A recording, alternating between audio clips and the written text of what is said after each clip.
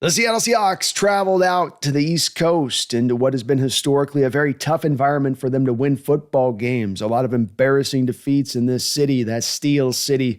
But they walked into Pittsburgh and said, we're taking your smelt today, and we're going to do so comfortably as they walk away with a 31-17 victory in what was a wildly entertaining game, I think from both fan bases' perspective, but particularly this fan base.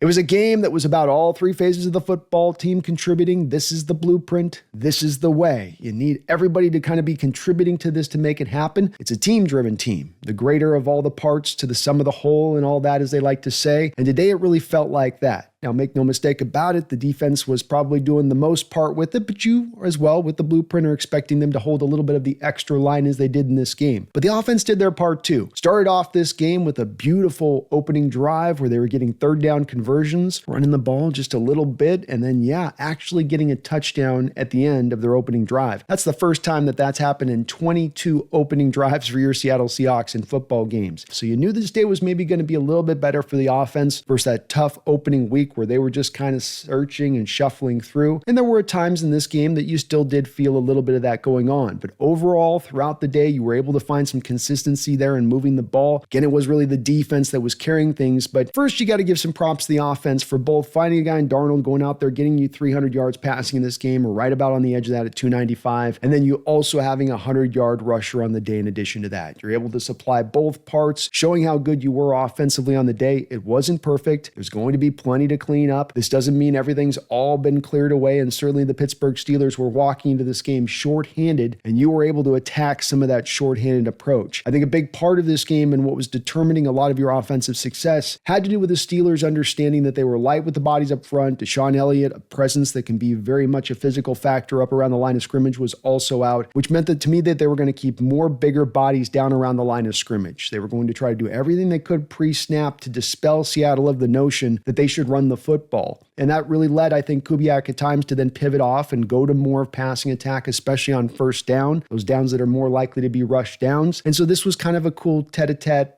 chess match between the defensive coordinator of the Steelers and Kubiak on how they were going to kind of roll this out a bit. But Kubiak found good consistency throughout the day. As I said, it wasn't without a few blips on the old radar there. Sam Darnold, for instance, having an opening interception after that touchdown drive where he's in a play where I think he makes the right read. If you look at the video, Cooper Kupp makes a really nice cut against Jalen Ramsey. Jalen stumbles for just a second, but perhaps Darnold was probably a moment late on that throw and probably needed to lead Kupp a little bit more out front. But it did set up the stage then for the best part of this day, the defense to step forward and come out there and be really sound. And hey, we're going to pick you up today, offense. We understand maybe it's not going to be perfect for you. You guys be productive on the day. You give us some good drives. You control the time of possession, and we're going to do our part. And when you look at the defense as a whole on this day, everybody was seemingly contributing it in, remembering that you were in this game without Emawari. You were without Witherspoon. You're bringing on Darian Kendrick to come in and fill in. You're not sure what's going on with Riq Woolen right now after his really tough game last week. And yet everybody to a man, including Riq Woolen, came out and gave you that really good standout game. The offense gave them a couple times in this game, a little bit of that shorter field to the offense and put them in a bit of that predicament, and yet they stood tall. And when you look at it, first stop the run with the Steelers. Don't give them any outs there. We're going to put this on Aaron Rodgers to throw his way to victory on this day. We're going to get pressure with our front four, which they were able to do. Now, as we saw last week with Brock Purdy, sometimes that front four pressure can run so kind of out of control in the heart and in the name of trying to get to the quarterback that you end up leaving the quarterback a pathway for escape from the pocket. And nimbly pimbly Rodgers at 41, at least in the first half, nimbly Rodgers. Second half, maybe not as much, was able to get away a little bit with some creative little subtle moves in the pocket to get around some of that pass rush and then extend some of the plays. Got Jaylen Warren on a 65-yarder in this game. That was the biggest play of the game for that Steelers team, but by and large, you kept Rodgers contained. It was first off stopping the run, then the pressure you were bringing at him. You gave him really nowhere to go in this football game. A lot of check down city, a lot of little throwing, just short passes. DK Metcalf was really almost fully neutralized in this game in full. He had a couple of brutal drops as well and the ball in his hands, but you were really dissuading Rodgers from throwing his way with the game plan that you were supplying defensively. What seemed to be pushed heavily from the standpoint of you're going to have Woolen out there on Austin. You're going to have Josh Jobe over there on DK Metcalf. Run a lot of press coverage with Josh Jobe up on DK. He runs trail on DK, and then you just kind of rotate that safety over the top. It's the golden old strategy, of course, that popped the brakes on DK's big breakout where they suddenly went to the cover 2 shell defense, and we never really had much of an answer at that time. A little bit of the same thing you kind of bring it out in this one onto DK, and then that left Aaron Rodgers with who are you going to throw to now? And he just didn't feel comfortable going to any of the other targets. And he did some plays here and there, but you kept him so well contained in this game. Even his 200 yards passing on the day don't really represent how well you did as a team in keeping him held down. And so it was a really well played game by the defense. They found a couple drives in there, but again, they had some of those short fields on that side of it. But the Hawks offense to their side kept the time of possession really held and maintained and got enough competent drives down the field to make sure the offense could kind of stay fresh throughout the course of this football game. Darnold did have another interception in this one where it's a 4th down play. You're down already on the other side of the football field. So it's kind of a make or break since you're deciding not to go for the field goal there. I think it's a smart decision to be aggressive there and try to go for it, because if you get the conversion, you can just bleed the clock down, and it could be a big deal in that moment with you extending the lead out, even if it ends in a field goal. But instead, you've got a rollout play there where it's 3rd and 1. You got the Steelers bought into theoretically it being a 3rd and 1 play. Darnold runs the rollout. It kind of looks like to me, I think A.J. Barner blew his block on Hayward. Hayward gets a free run at Darnold, so he's coming off the play action, and bam, he's got a guy right there in his face this close, and you can't get the throw off. It gets tipped, it gets picked, it gets returned. It's a brutal moment. But this is, of course, a day where I think even the naysayers of Sam Darnold would step back and tell you that he played a really solid game, if not a very good game, depending on where your scale is at, depending on how much you want to ding him for the 2 interceptions. At the end of the day,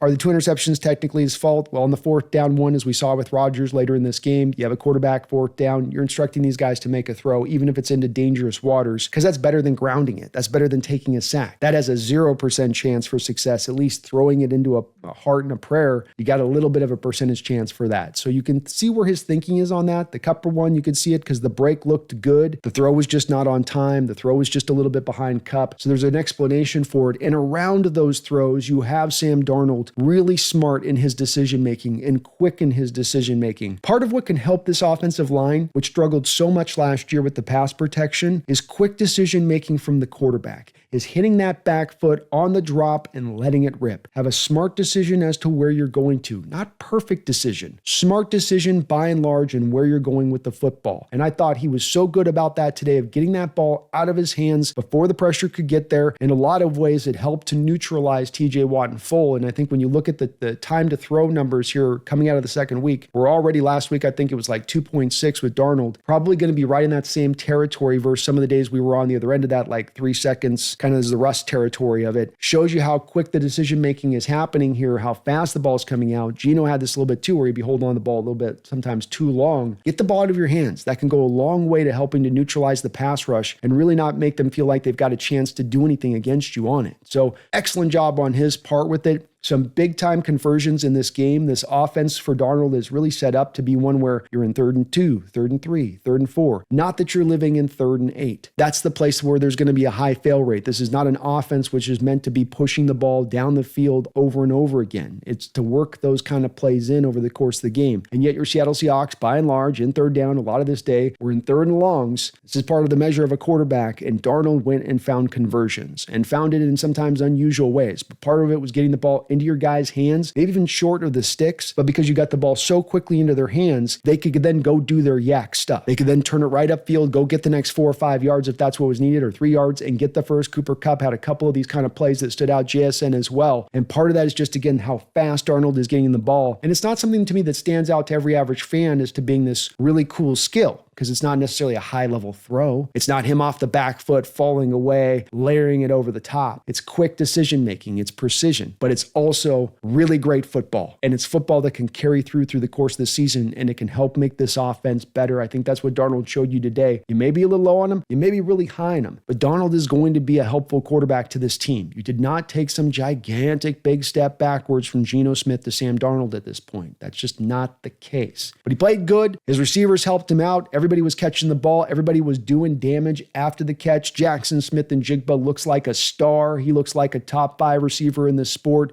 You moved him all over the football field. It stands out as you watch the Steelers still trying to figure out how to use DK, and we're just going to keep him on the outside, which gets him double teamed up. Versus Jackson moving him all around, getting him isolated on certain matchups, even trying to take some deep shots down the field and being successful at the end of it as they got a shot over the top where Darnold just put a great ball in there, just a back-breaking throw, a dagger of a throw. But JSN's able to beat Ramsey on that play as this kid is just rising up more and more and more and he looks like he's not just on the cusp of stardom, but maybe super stardom. The rest of the receivers held it down as well. Torrey Horton ran a really nice crossing route, really fast. It was one of those plays again where Darnold's got to get the ball out quick, and he's getting it out quick, and a crossing route is a long developing route that often takes a long period of time. You need a fast receiver to run it, to get to that spot on time. The clear out route happens. He lands there. Are you there? Horton was there at the right time, made the catch. Big time for him, getting the first catch of his career as a touchdown. Not too shabby on his part, but they held the line. Cooper Kupp came in there, almost had 100 yards receiving for you too. Really steady Eddie there. Really good on third down. Remember, that was Cooper Kupp with Rams as he was coming up, was his big claim to fame, was he was automatic on third down. And there were some times today where you felt Darnold going to him over there and working it and just having a nice mixture between Cooper Kupp, JSN, and the rest of the passing attack. Kenneth Walker is a guy that has been given a lot of heat by this fan base over the past week especially, and some of the criticism is deserved with him over recent history and staying healthy, maybe some of the vision he's had. But look, this is a game that showed off the things I talked about last week, is that this guy has still outstanding potential. He provides a dynamic element that you don't have otherwise in this offense. His upside in this offense may be just right next to JSN as far as potential if you can tap into it. And you saw that today with his 8.1 yard per carry average, getting over 100 yards, making big time runs in this game where it wasn't always easy. He did have more holes. I was saying last week, you supply him some holes, watch what happens. Oh, look, we got an 8-point yard carry average. That kind of shows you. And that's not him getting holes 24/7. That was just at least him getting like half of some of his carries, getting some recent, some decent holes out there to work with. He had just an amazing kind of run at the end of the game where it was almost like he was on the fast forward, as far as that goes, because you're in third and goal. I think you got like a 15-yard run or something like that at that point, maybe a 20-yard run. And you're in shotgun, you run a pitch play to him on the side, and the defense has got to be knowing it's a run play because you're trying to just wind down the clock. From the Hawks' perspective there, you're just saying, hey, Walker, go get another 5 yards, make it an easier field goal. We'll go up by 10 and get what you can get, but stay in bounds. But you saw the Steelers seemed to almost kind of be dropping back in coverage on the play, supplying then Walker an opportunity to have a little bit of space. And I'm telling you, he just hit the injection button, the injector button, the rocket booster button, and the NOS button, all four of those at once. And it was like, he was fast forward right up. He had some great blocking down the field. Charles Cross, the rookie Zabel, down there blocking 15 yards down the football field. Everybody doing their part, but also just an awesome run from Walker, showing you he's got that gear that is special to have for a running back, that it can bring you kind of some of these results at times. Just got to stay with it. It also doesn't mean, like I said, on the other side of that just because Charbonnet struggled in this game, they now see he must suck. No, like I said last week, it is also true. It's about who's getting holes, who isn't, who's maybe be a little bit more of a hot hand on the day. Not every back's getting the equivalent holes to the other. Sometimes a guy can come in there and get a little bit of benefits that this guy's not getting, or have something nice. And man, even at the end, you saw it with the Charbonnet run where you pitched it out wide and he lost 8 yards. There's nothing that man could do in that situation. So Hawk fans, be patient with these running backs. Just give them a little bit of opportunity to have some patience and understanding, because there is times right now, even still, you're seeing that the run blocking game is absolutely a work in progress. Should improve as the season goes along. It's very detail driven, but yes, the players are still trying to learn the ropes and figure out what's what and who's who, especially on those wider zone plays, on those pitch plays. You're getting a lot of penetration, a lot of push into the backfield in those kind of moments, which does stand out. In between, also getting some nice big chunk plays down the football field, which hopefully give you a little bit of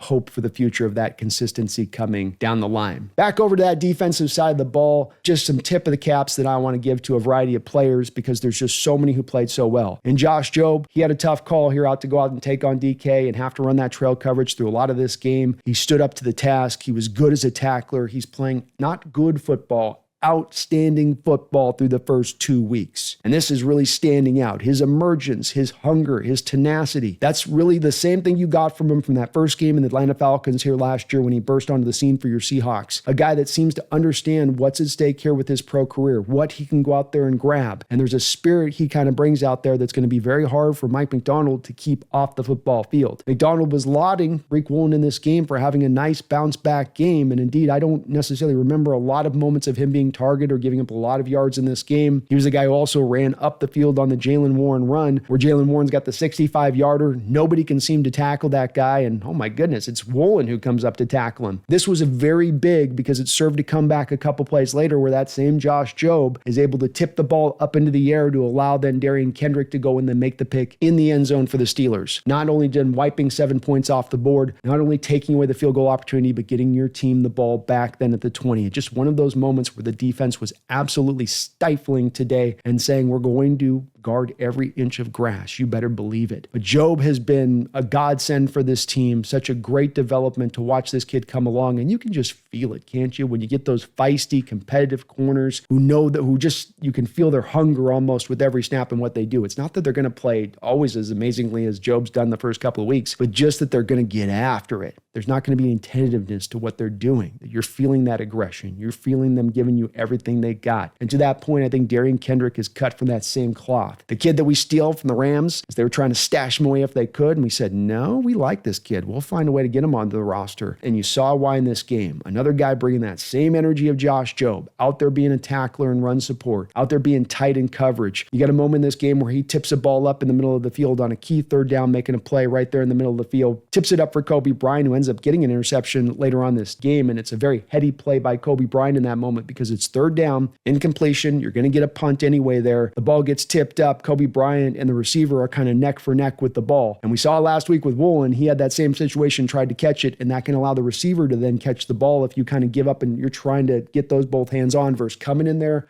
windmill that thing down, knock it down. You're going to get the ball back anyway. It's fourth down. They're not going to go for it. And Kobe, smartly enough there, was able to knock that ball away. But Kendrick, interception in the back of the end zone, a knock-up play there that easily could have been picked otherwise. Tackling well. His coverage numbers should be very good in this game coming out of it as well. He was very impressive and, again, very needed. No Emawari, no Witherspoon. You needed this guy to step up. You needed a Josh Jobe to step up. You needed Woolen to step up, and the secondary held it down. Your two safeties did their job as well. Your two inside linebackers did their job. I don't want to seem like I'm not mentioning them. In Brian's case, got that pick at the end of the game where Rodgers' fourth down's just trying to throw it up. But Love and Kobe Bryant, as you can see, and the lack of really any deep action down the field against the Seahawks defense through the first 2 weeks, are doing their job grade A at what you want to have a safety do at the forefront, which is prevent the big plays down the football field. There to clean things up as that last line of defense. Why you have the safety moniker, if you will. And those guys are holding it down in that way, especially as displayed on that final play by Bryant, who kind of baits that throw on into there from Rodgers. And Rodgers is just trying to make a tight throw. He wouldn't normally make that throw. It's fourth down. But still a good play nonetheless, in the right place to make that play. And that's just kind of Love and Bryant's game, I'd say, in general. Your 1-2 tacklers were your inside linebackers in this game. That is just what you want to see and what we've tended to see since we've had Tyrese Knight and Ernest Jones out on the football field by and large together. Those guys were on it in the run game. If one wasn't making the tackle, the other was making the tackle. Knight was a lot more tighter in coverage this week than we saw last week on the catch. You made the catch. He brought you right down where you stood. You weren't getting any extra. It really did stand out in this game. He looked a lot better, a lot more improved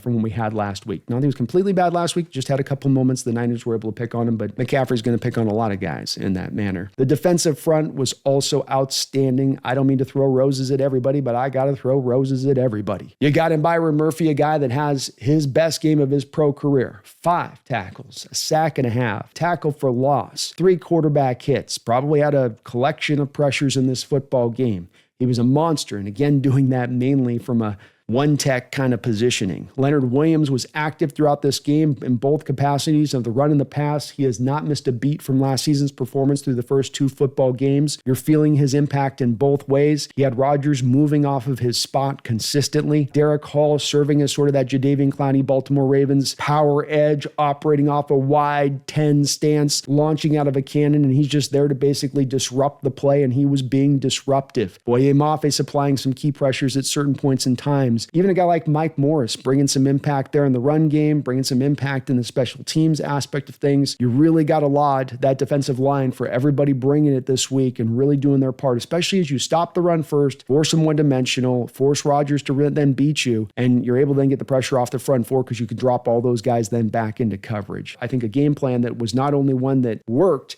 but this was also kind of, I think, how you drew it up going into this particular football game. But so many guys did so well in the defensive line, on that defense, on the day in general. The turnovers that you got, the resiliency, the holding up on the short fields, getting the ball back to the offense, giving them an opportunity to have the time to find their footing, as it took them a little bit of time to find their footing in this football game. And you also have got to give the big nod to the special teams. I said all 3 phases, and the special teams are included in that. Yeah, Myers has got a chip shot that he misses. You like him to make that. You'd say, hey, we're one of the top 8 kickers, make that. But he's going to miss some kicks. He came back, hit the 54-yarder, showing off the long leg on the other side of it. And then Myers had what was probably the biggest play of the game. Pooch kick was a beautiful thing. And what you're seeing with this new kickoff rule is you've got to variance the style of your kickoff. Sometimes you're going to sky it up there, land it at the 2-yard line, let them return it true. Sometimes you might just knock it through the back of the end zone. Sometimes you're going to lay it on that line and try to get that nice spin to it and get a good spin to where it hits the turf, gets to the uptake man, and then it's kind of hard for him to field if you can time it just right. It's easier said than done. But Meyer showed you there late in the second half on one of those kicks that he got that just nasty spin, like a knuckleball spin on it in baseball. And to kind of use the baseball sort of metaphor here again on this, like you see with an infielder, when a ball's coming to you and it's bouncing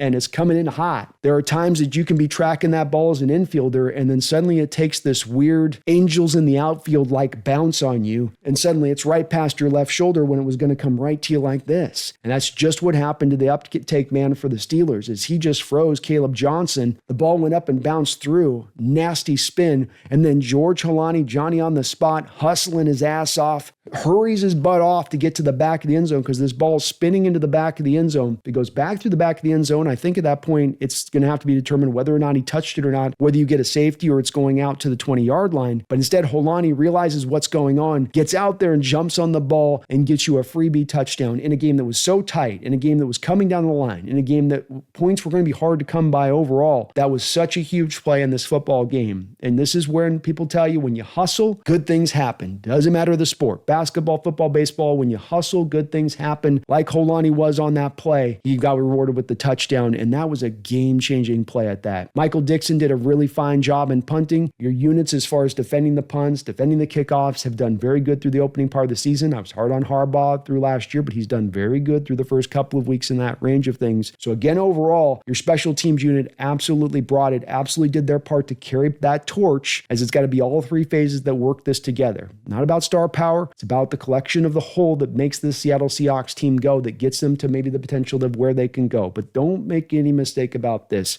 This is a big-time victory. Is it early in the season? Yes. But going 0-2 with the rest of your division starting out 2-0, well, that's already setting you up behind the 8 ball. That's already making your journey even harder to go down. Getting now up onto 1-1, considering where the schedule is at, especially considering how potentially you could play the Cardinals here in a couple weeks if you can get over the Saints next week, puts Seattle in position to feel a lot better about themselves than where we were last week. Wow, what a difference a week and a win can make. The Seattle Seahawks get a victory, a well-earned victory, a fun football game, and hopefully the vibes start turning right back in the good way of things. My name is Brandon Kane. This is the Hawks Nest.